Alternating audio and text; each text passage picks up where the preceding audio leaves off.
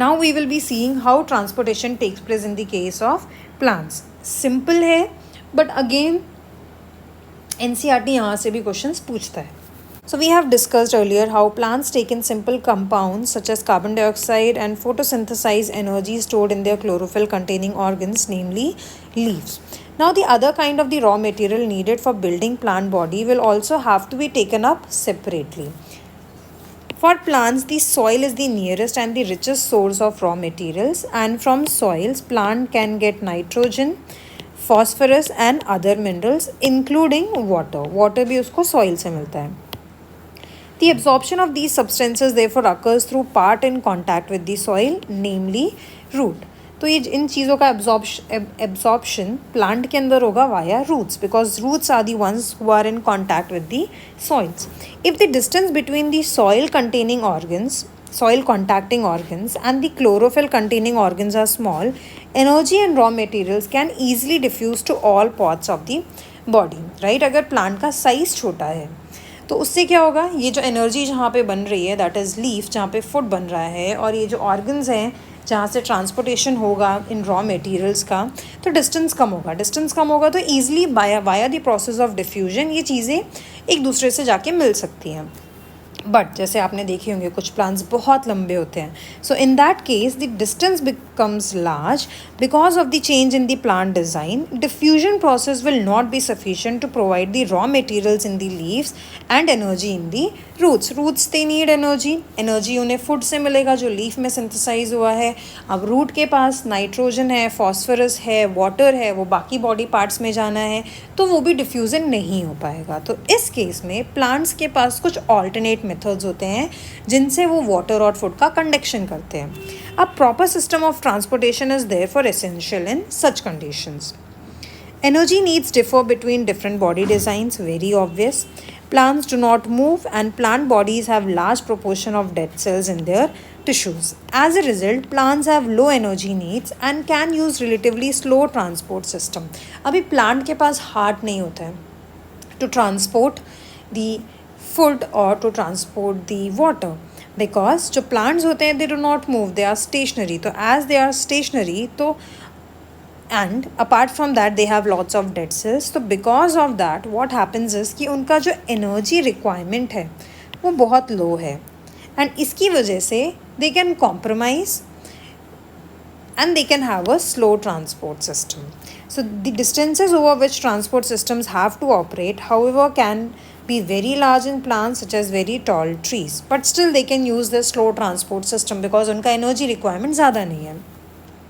The plant transport system will move energy stores from leaves and raw materials from roots.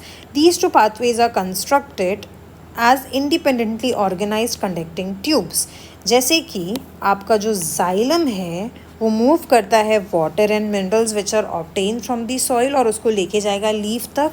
On the other hand जो मेरा phloem है वो transport करेगा products of photosynthesis from leaves where they are synthesized to other parts of the body. तो यहाँ पे आपको xylem and phloem ये दो कंडक्टिंग ट्यूब लाइक स्ट्रक्चर्स हैं जो बहुत इंपॉर्टेंट है प्लांट्स में. Xylem will help in water transport और phloem will help in the transport of food. Food कहाँ से बनता है? Via the process of photosynthesis. Fa for phylum, fa for food. Food, phylum. Simple way to remember. So let's see how transport of water takes place in the case of plants. Now, in xylem tissue, vessels and tracheids of the roots, stems and leaves are interconnected to form a continuous system of water conducting channels reaching all parts of the plant. अब xylem में आपने देखा होगा 4 components होते हैं, right? It has xylem vessels, it has tracheids, it has xylem parenchyma and xylem fiber. Xylem parenchyma and fiber is dead, support provide करता है, parenchyma storage में हेल्प करता है. तो it is this xylem vessels and tracheids which are main conducting part of the xylem. तो ये continuous system form करते हैं, water conducting system channels form करते हैं in the plants. Now what happens is जो रूट्स होते हैं, at roots cells in contact with the soil, they actively take up ions, and this creates a difference in the concentration of these ions between the root and the soil. Water therefore moves from root into the soil to eliminate this difference. This means that there is steady movement of water into the root xylem, creating a column of water that is steadily pushed upward. However, this pressure by itself is unlikely to be enough to move the water over the heights that we commonly see in plants. So plants use another strategy to move the water in the xylem upward to the highest position of the plant body. अभी यहाँ पे क्या बोला गया उन्होंने, जैसे आप देख सकते हो, सिंपल फोटो से आपको समझाती हूँ मैं.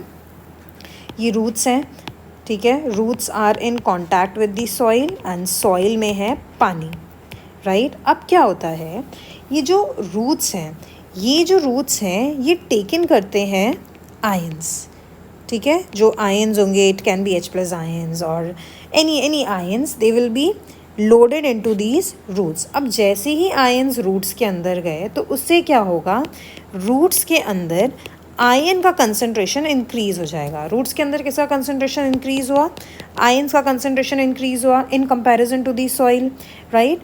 अब क्या होगा, इस कंसंट्रेशन डिफरेंस को कम करने के लिए automatically water will enter into the roots. अब इस कंसंट्रेशन को कम करने के लिए क्या होगा, जो वाटर है वो कहाँ जाएगा, water will move and leave, it will move into the roots to decrease the concentration difference that was created. अब these roots will be filled with water and hence अब इन रूट्स में बहुत ज़्यादा पानी होगा और ऊपर पानी नहीं होगा. फिर again there will be a concentration difference and then via the process of osmosis it will move from higher concentration to a region of lower concentration.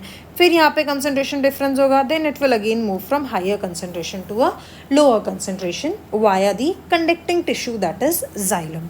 तो इन दिस मैनर आपका जो वाटर है वो कंडक्शन होगा water का.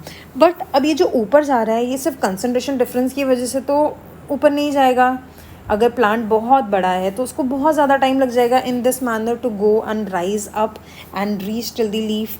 तो वहाँ पे क्या होता है, वहाँ पे it is added by transpiration process, ठीक है. We know that transpiration is nothing but loss of water from the leaf surface. तो वाटर जो होता है वो इवेपोरेट होता है लीफ सरफेस से. अब वाटर जैसे ही इवेपोरेट होगा तो वहाँ पे भी क्या होगा, फिर कंसंट्रेशन डिफरेंस क्रिएट होगा and because of that water concentration difference that is created at the leaf, there will be a suction pull that will be created from the leaf and water will be pulled upward. उसकी वजह से जो पानी है वो ऊपर के direction में पुल होने लगेगा. तो you can see here same thing is mentioned here in the next paragraph.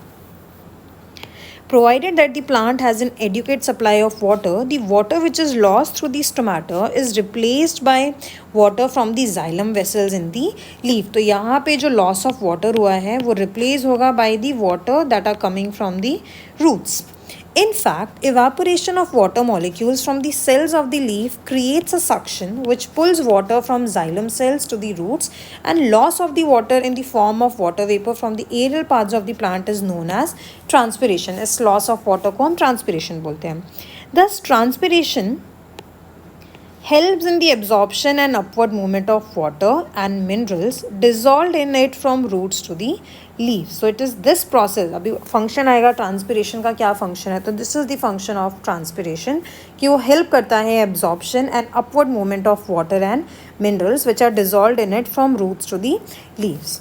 Apart from that, it also helps in temperature regulation. So these are two important functions of transpiration. ठीक है, ये function है transpiration का. Exam में आएगा, full marks चाहिए तो आपको दोनों लिखने पड़ेंगे, ठीक है. The effect of root pressure in the transport of water is more important at night.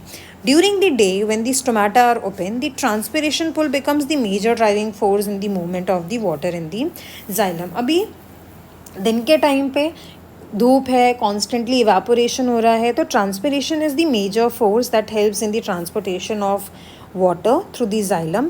But रात के टाइम पे जो रूट प्रेशर वाला जो मैंने आपको पहले बताया था, वो वाला जो ट्रांसपोर्टेशन का मेथड है वो ज़्यादा इंपॉर्टेंट हो जाता है बिकॉज उस टाइम पे ट्रांसपिरेशन पुल नहीं हो पाता है. तो this is how water gets transported. Let's see how food gets transported along with the other substances. So far we have discussed the transport of water and minerals in the plants. Now let us consider how the products of metabolic processes, particularly photosynthesis, are moved from leaves where they are formed to the other parts of the plant. जो metabolic process के products हैं, especially photosynthesis का जो product है, photosynthesis leaf में होती है. तो ये जो food है ये leaf से नीचे पूरे प्लांट के बॉडी में कैसे ट्रांसपोर्ट होगा ये देखते हैं अब हम नेक्स्ट पैसेज में. This transport of soluble products of photosynthesis is called translocation. Very important, you should know the definition. As it occurs in the part of the vascular tissue known as phloem. अब ये कहाँ होता है? ये होता है phloem में, पहले आपको बता दिया है. Besides the products of photosynthesis, the phloem transports amino acid and other substances. Question आ सकता है यहाँ से कि phloem जो है सिर्फ फोटोसिंथेटिक प्रोडक्ट्स ट्रांसपोर्ट करता है या कुछ और भी ट्रांसपोर्ट करता है. तो वो अमीनो एसिड्स भी ट्रांसपोर्ट करता है. These substances are specially delivered to the storage organs of the roots, fruits and seeds and to the growing organs. जो भी पार्ट्स हैं जिनको एनर्जी चाहिए उन सारे पार्ट्स में वो ट्रांसपोर्ट करता है. The translocation of food and the other substances takes place in the sieve tubes. अभी अगर फ्लोएम के कॉम्पोजिशन की बात की जाए तो it has sieve tube, it has companion cell, it has phloem parenchyma and it has phloem fiber, right? तो यहाँ पे जो मेजरली काम होता है वो जाइलम ट्यूब और कंपेनियन सेल्स करते हैं. ये दोनों साथ में फंक्शन करते हैं. So sieve tubes with the help of adjacent companion cells both in the upward and downward direction. आपको एक चीज़ याद रखनी है, जाइलम का जो फ्लो है वो सिर्फ अपवर्ड डायरेक्शन में होता है और फ्लोएम का जो फ्लो है वो बाई डायरेक्शनल है, अपवर्ड एंड डाउनवर्ड दोनों डायरेक्शन में होता है. अब ये प्रोसेस होता कैसे है? Unlike transport in xylem, which can be largely explained by simple physical process, translocation in phloem is achieved by utilizing energy. In the case of transportation of water, energy requirement was not there, but for translocation of food substances, energy requirement is mandatory. तो यहाँ पे होता क्या है? Material like sucrose is transferred into the phloem tissue using energy from ATP. This increases the osmotic pressure of the tissue, causing water to move into it. This pressure moves the material in the phloem to the tissues which has less pressure. This allows the phloem to move material according to the plant's need. For example, in the spring, sugar stored in the root or stem tissue would be transported to the roots which need energy to grow. तो basically हो क्या रहा है?